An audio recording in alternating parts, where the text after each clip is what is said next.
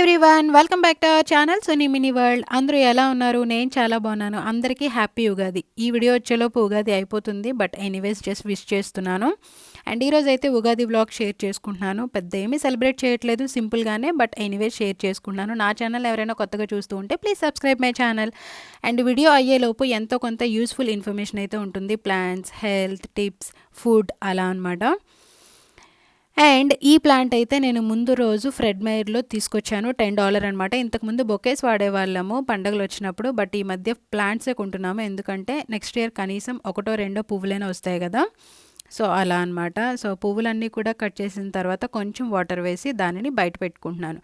And ఇవైతే mint అనమాట. Indian store నుంచి తెచ్చిన మింట్ని గ్లాస్ వాటర్లో అలా పెడితే మనకి ఆల్టర్నేటివ్ డేస్లో వాటర్ చేంజ్ చేసుకుంటూ ఉంటే ఒక 2 వీక్స్కి మనకి రూట్స్ వస్తాయి. వాటిని జస్ట్ సాయిల్లో పెట్టేస్తే సరిపోతుంది. అండ్ ఇది మాకు ఉగాది పచ్చడి కోసం మేము వేప పువ్వు మాకైతే ఇలాగే దొరుకుతుంది ఇక్కడ. సో పచ్చిది కూడా ఉంది, చూశాను ఇండియన్ స్టోర్లో, బట్ దానికి వేపాకులే ఎక్కువ ఉన్నాయి పువ్వు కంటే కూడా. అందుకని చెప్పి ఇంక ఇలా డ్రై అయిపోయిన పువ్వే తీసుకొచ్చామన్నమాట. సో ఉగాది పచ్చడి నేను ఎలా తయారు చేసుకుంటానంటే, ఈవెన్ మాకు మామిడికాయ కూడా పచ్చిది దొరకలేదు, కొంచెం పండిపోయిన లాంటిదే ఫ్రెడ్ మేర్లో తీసుకొచ్చాను అనమాట. సో మామిడికాయ ఒకటి, బనానా అండ్ తునిపప్పు అంటారు కదా, వేపిన శనగపప్పు అది, అండ్ వేప పువ్వు అండ్ కొంచెం బెల్లం అండ్ ద్రాక్ష పళ్ళు, అంతే. నేనైతే కారం కానీ పచ్చిమిరపకాయలు కానీ వెయ్యను. అసలు కారం టేస్టే ఎప్పుడు ఉగాది పచ్చడిలో వెయ్యను అనమాట. కొంచెం చింతపండు అంతే. సో మామిడికాయ, బనానా, వేపిన శనగపప్పు, బెల్లం, కొంచెం గ్రీన్ గ్రేప్స్, అది కూడా బ్లాక్ గ్రేప్స్ వేయను, అండ్ వేప పువ్వు, కొంచెం టామరిన్ జ్యూస్, అంతే. సో అవన్నీ కలిపేసి అయిపోయిందనమాట నా ఉగాది పచ్చడి. నాకంటే చాలా ఇష్టం అది, అందుకే నేను అలా ఎక్స్ప్రెషన్ ఇస్తున్నాను. ఉగాది పచ్చడి అంటే చాలా చాలా ఇష్టం. అండ్ ఇంకొక పక్క నేను పులిహోర తాలింపు పెట్టుకుంటున్నాను. దానికోసం టామరిన్ చింతపండు అంతా కూడా నేను గుజ్జు తీసి బాగా మరిగించుకున్నాను. దాన్ని పులిహోర తాలింపులో ఆ రైస్లో యాడ్ చేసుకున్నాను. మనం టామరిన్ పులిహోర చేసిన దాని మీద ఒక్క నిమ్మచెక్క పిండాం అనుకోండి, ఆ టేస్ట్ చాలా బాగుంటుంది. ఆ పులిహోరకు కూడా మాయిశ్చర్ వచ్చి ఆ టేస్ట్ చాలా బాగుంటుంది. ట్రై చేయండి ఎప్పుడైనా. సో ఈరోజైతే నేను పరవన్నం అండ్ పులిహోర ఉగాది పచ్చడి చేశానమాట. పులిహోర పరవన్నం అయితే టేస్ట్ సూపర్గా ఉంది. అండ్ పరవన్నం అయితే నాకైతే అన్నవరం ప్రసాదంలా అనిపించింది. నేను మీతో చాలాసార్లు షేర్ చేసుకున్నాను కదా, కుక్కర్లో నేను డైరెక్ట్గా పాలు బియ్యం పెట్టేస్తాను. అది ఉడికిన తర్వాత నేను బెల్లం విడిగా కరిగించి దానిలో ఆ పాలన్నం ఏదైతే కుక్కర్ పెట్టుకున్నామో దాన్ని యాడ్ చేసుకుంటాను అనమాట. అది యాడ్ చేసుకొని స్టవ్ మీద ఒక 2-3 మినిట్స్ మనం వదిలేసాం అనుకోండి, అది గట్టిగా అయిన తర్వాత దించుకుంటే చాలా బాగుంటుంది. మనకి అన్నవరం ప్రసాదం ఎలా కొంచెం మాడినట్టు అలా వస్తుంది స్మెల్, అలా బాగుంటుంది అనమాట, ఆ టేస్ట్ వస్తుంది. ఈవెన్ పులిహోర కూడా నేను ఆవాలు, మెంతులు పొడి చేసి వేసుకున్నాను వేపుకొని, దానివల్ల మనకి గుళ్ళో వచ్చిన టేస్టే వస్తుంది. అండ్ పూజ అయిపోయింది. పూజ అయిపోయిన తర్వాత మా పిల్లల కోసం ఇక్కడ నేను పాలకూర ఫ్రై చేద్దామని చెప్పి కట్ చేసి పెట్టుకున్నాను. అండ్ కొంచెం పాలకూరని అయితే నేను పైరెక్స్ సెట్లోకి తీసి ఫ్రిడ్జ్లో పెట్టుకున్నాను. అది ఏం చేస్తానని తర్వాత మీతో షేర్ చేసుకుంటాను.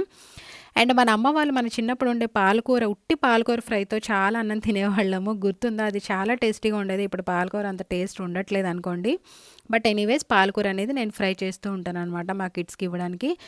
అండ్ ఇక్కడ ఆయిల్ వేస్తున్నాను. ఆయిల్ అయిపోయిందనమాట. ఆయిల్ మొత్తం వేసేసిన తర్వాత ఆ డబ్బాని మనం అలా తిరిగేసి పెట్టామనుకోండి కొంతసేపు, మిగిలిన ఆయిల్ కూడా దానిలోకి వచ్చేస్తుంది. సో అలా కొంతసేపు వదిలేయండి.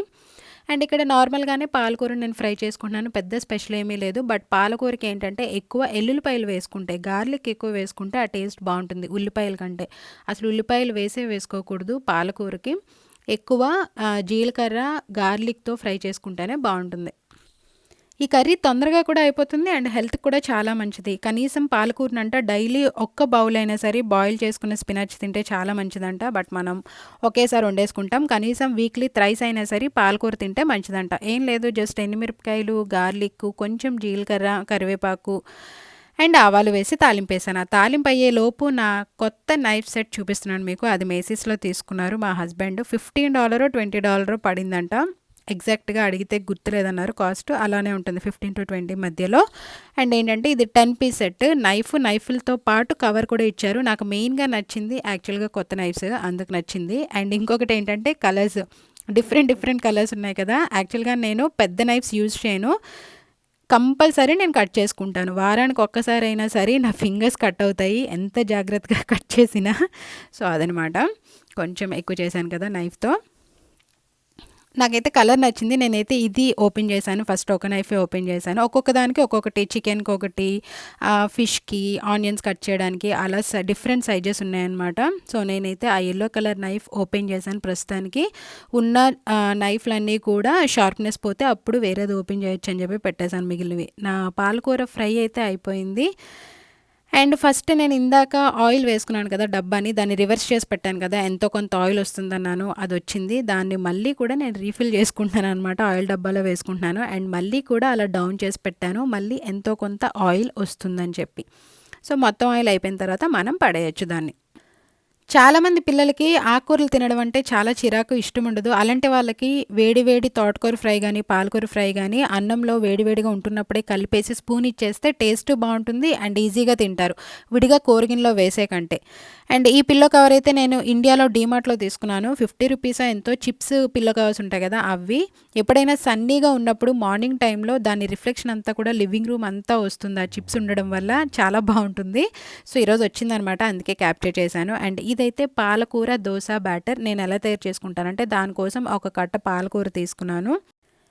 అండ్ ముందు రోజు నైట్ నేను 1 కప్పు పెసలు తీసుకున్నాను. అండ్ హాఫ్ కప్ కంటే కొంచెం ఎక్కువ మసూర్ దాల్, ఎర్ర కందిపప్పు అంటారు కదా, అది తీసుకున్నాను. ఇది కూడా స్కిన్‌కి చాలా మంచిది అండ్ ప్రోటీన్ కూడా.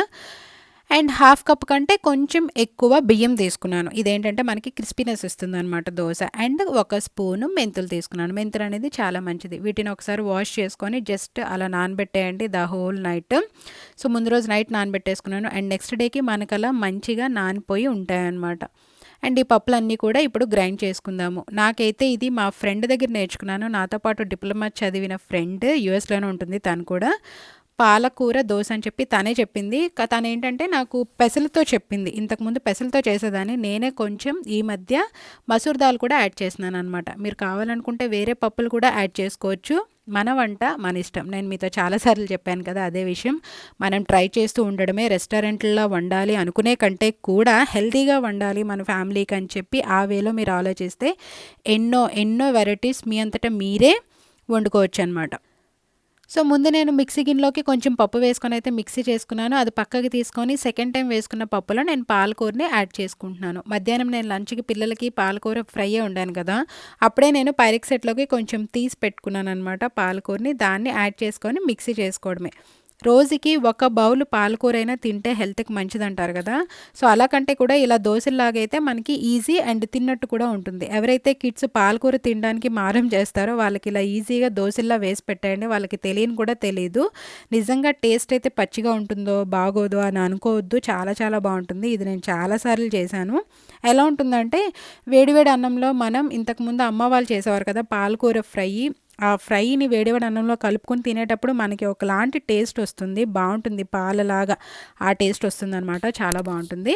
అండ్ కొంచెం ఉప్పు వేసుకున్నాను అండ్ జీలకర్ర. జీలకర్ర అయితే మీరు వాడే ప్రతి దోస బ్యాటర్‌లో కూడా యాడ్ చేసుకోండి. డైజెషన్ బావుంటుంది. నేనైతే ప్రతి దోస బ్యాటర్‌లో జీలకర్ర యాడ్ చేసుకుంటాను. అండ్ ఫ్రిడ్జ్‌లో పెట్టేయడమే. ఫర్మెంటేషన్ అయితే అక్కర్లేదు దానికి. సో, మీరెప్పుడు కావాలంటే అప్పుడు బయటికి తీసి దోసలో వేసుకోవడమే. ఫర్మెంటేషన్ అయితే అక్కర్లేదు దానికి. ఇంక మధ్యాహ్నం లంచ్ చేసిన తర్వాత ఇదైతే plant update. Green chilli plants అనమాట. సీడ్స్ వేసిన తర్వాత నాకు అలా ప్లాంట్స్ వచ్చాయి. అండ్ దాని తర్వాత కొంచెం గ్రో అయిన తర్వాత అనమాట ఇవి. అండ్ ఇది ప్రెజెంట్ సిట్యుయేషన్. ఉగాది రోజుకి ఇలా ఉన్నాయి. అన్ని ప్లాంట్స్ ఒకే పాట్‌లో ఉంటే అవి గ్రో అవ్వవు బలం సరిపోక. అందుకే నేను కొన్ని అవన్నీ అలా తీసేసి జిప్‌లాక్‌లో వేసి ఫ్రెండ్స్‌కి షేర్ చేసుకున్నాననమాట. ఫ్రెండ్స్‌కి ఇచ్చాను ఇంకా. ఇంకా ఉన్నాయి కొన్ని, అవి కూడా తీసేశాను. అవన్నీ తీసేసి జస్ట్ ఒక పాట్‌లో ఇలా 4 ఉంచాననమాట. లేదు అనుకుంటే బలం సరిపోదు అండ్ రావు. అయినా అన్ని మొక్కలు నేనేం చేసుకుంటాను చెప్పండి. కనీసం ఫ్రెండ్స్‌కి ఇస్తే వాళ్ళైనా సరే యూజ్ చేసుకుంటారు గదా.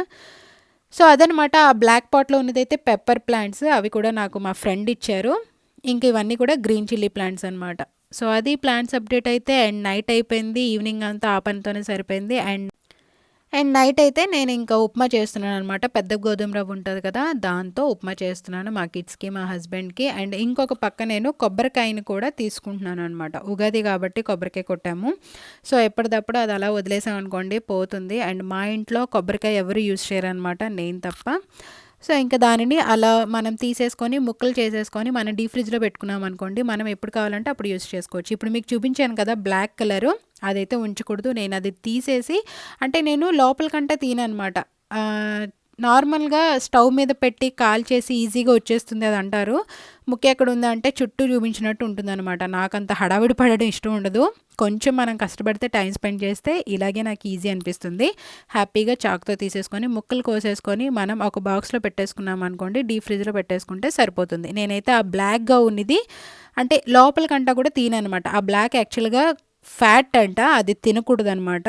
సో అది కాకుండా రిమైనింగ్ ఏదైతే ఉంటుందో లోపల లేయర్ కోకోనట్ అంతా తీస్తాను. నాకు వేస్ట్ అయినా పర్లేదు కానీ ఫ్యాట్ మాత్రం ఉండకూడదు.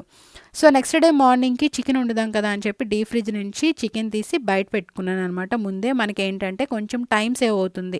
మళ్ళీ నెక్స్ట్ డే తీసుకున్నాను అనుకోండి, ఆ కూలింగ్ అంతా పోయి అది సాఫ్ట్ అయ్యే వరకు కూడా వెయిట్ చేయాలి మనం. అలా మనం వండే ముందు రోజు అలా తీసి పెట్టేసుకున్నాం అనుకోండి డీప్ ఫ్రిడ్జ్లో చికెన్ కానీ వేరే ఏదైనా సరే, మనకు కొంచెం టైం సేవ్ అవుతుంది. సో అదనమాట ఈరోజు వ్లాగ్ అయితే. నా ఉగాది అయితే అలా అయింది. శారీస్ కట్టుకొని ఫొటోస్ తీయించుకొని వేరే దగ్గరికి వెళ్ళి గుడికైతే వెళ్ళలేదు. మేమైతే రిస్క్ చేయదలుచుకోలేదు. బాలేదు కదా బయటంతా కూడా. అప్పటికి మేము మ్యారేజ్ డేకి వెళ్ళాము గుడికి. బట్ ఈరోజు ఇంక వెళ్ళలేదనమాట. ఎందుకంటే ఉగాది కాబట్టి జనాలు ఎక్కువ ఉంటారు కదా. సో అందుకు వెళ్ళలేదు. ఇంకా నైట్ పనంతా అయిన తర్వాత నేను మా హస్బెండ్ ఊనో గేమ్ ఆడామన్నమాట. నాకైతే ఈ మధ్య ఇది బాగా నచ్చుతుంది. ఇంతకుముందు ఫ్లోరిడాలో ఉన్నప్పుడు మా ఫ్రెండ్స్తో ఆడాము. సో మళ్ళీ ఇప్పుడు ఆడామన్నమాట. సో అదనమాట ఇవాల్టి వ్లాగ్. మీకు ఒకవేళ ఈ వీడియో నచ్చినట్లయితే లైక్ చేయండి, షేర్ చేయండి, కామెంట్ చేయండి and subscribe my channel Suni mini world. Thank you all. Bye.